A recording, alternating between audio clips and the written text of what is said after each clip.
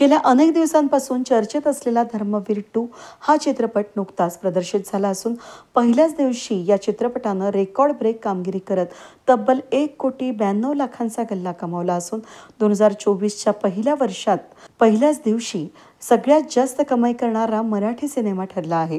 वीकेंडला तब्बल 7,92,00,000ची दमदार कमाई या चित्रपटानं केली असून 1500 पेक्षाही अधिक शोजनं या चित्रपटाची सुरुवात करण्यात आली आहे. चित्रपटाचा टीजर ट्रेलरला मिळालेला तुफान प्रतिसाद, श्रवणीय संगीत यामुळे चित्रपटाची चांगलीच हवा निर्माण झाली होती. रसिकांच्या मनामधील चित्रपटात नक्की काय दाखवणार याची उत्सुकता होती. त्याचबरोबर त्याचं प्रतिबिंब आपल्याला बॉक्स ऑफिसवर दिसून येत आहे. महिला वर्गाचा वाढता प्रतिसाद मिळत असून कुटुंबासोबत चित्रपट पाहण्यासाठी जात असल्याचं चित्र दिसतंय. केवळ मुंबई नाही, ठाणे या ठिकाणी नाही तर संपूर्ण महाराष्ट्रात चित्रपटाला उत्तम प्रतिसाद मिळतोय. येणाऱ्या काही दिवसांमध्ये कलेक्शनमध्ये नक्कीच वाढ होईल यात शंका नाही.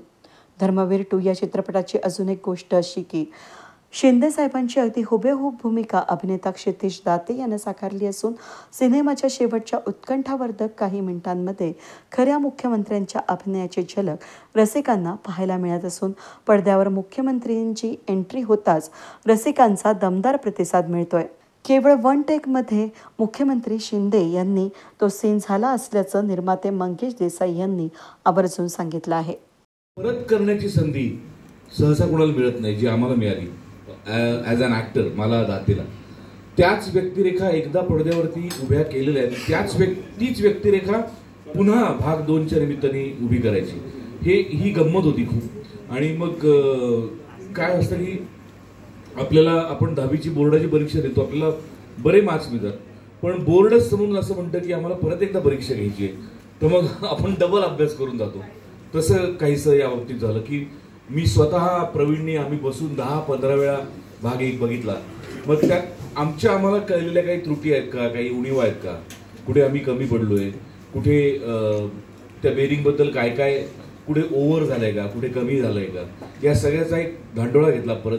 आणि मग परत नव्याने कॅरेक्टरायझेशन केलं. मागच्या भागाला लहान मुलांनी प्रचंड प्रतिसाद दिला आणि दिघे साहेबांचं कॅरेक्टर लहान मुलांमध्ये प्रचंड पॉप्युलर झालं, सुपर हिरो सारखं एखाद्या. त्यामुळे यावेळेला लहान मुलांना मान देताना दिघे साहेबांच्या हातातली सिगरेट कट केलेली आहे. तुम्ही बघितलात चित्रपट तुम्हाला कळेल. किंवा जी शिवराळ भाषा पहिल्या भागात होती ती भाषा पण कमी केली. त्यामुळे अशा वेगवेगळ्या ॲडिशन्स करण्यात आल्या, काही गोष्टी वजा करण्यात आल्या. पण ओव्हरऑल इतकाच नाही म्हणणार, त्यापेक्षा जास्त अभ्यास आम्हाला या भागात करायला लागला. कारण मागच्या वेळेपेक्षा जास्त वेगवेगळे भावनांचे कंगोरे प्रवीणने यावेळेला कागदावरती मांडलेत आणि ते तितक्याच ताकदीने पडद्यावरती पेळणं फार गरजेचं होतं.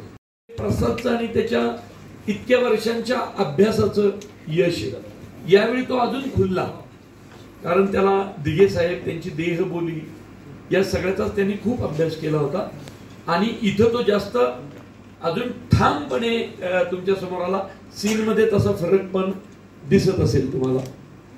दातेनी उलट दाते गेल्या वेळी चाचपडत होता, कारण दाते तसं महाराष्ट्राचं राजकारण, त्याची पार्श्वभूमी या सगळ्यात त्याला तसं नवं होतं.